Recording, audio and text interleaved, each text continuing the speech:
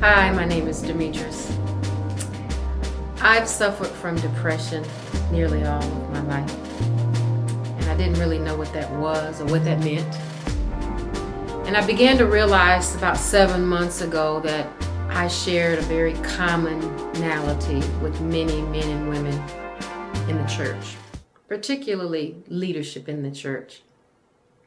So my book is targeted towards pastors and spiritual leaders who have stood on the stage, poured out their hearts, seen many people come to Christ, did the work of the Lord, walked off of that stage, and felt like dying. See, I was dying inside for years, but because the church has taught me that all I need is a good deliverance service and I'll be all right, I was afraid and ashamed to say anything. So spiritual leaders walk off of the platform after having done all the work of the Lord, go back to their office or to their dressing room or wherever they might be, and they themselves go back into this cave, into this dark place where this black cloud is threatening to suck us in, and we feel like there's no hope and we don't have the same peace that we just extended to other people. I can only imagine there are many of you who have done everything you could to overcome this thing.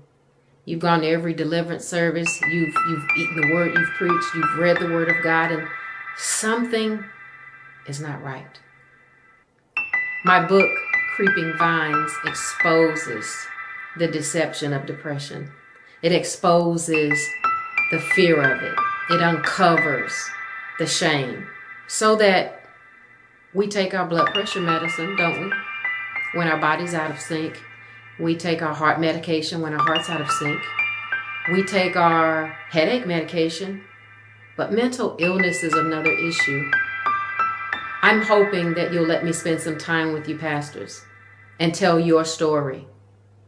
I remember one particular story, and there's a chapter in my book called Triggers. And I found out when I was a little girl that I was prone to migraines. I remember one time I had a migraine that was so severe, I got to the emergency room and climbed over in a trash can. And I kept looking over at the security guard, wondering how long I could get to him, get his gun, blow my brains out before he had a chance to move. See, the pain was so severe, it caused me to want to take my own life.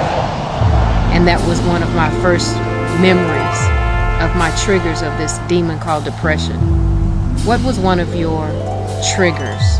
What kept you? What bound you so that you were no longer you?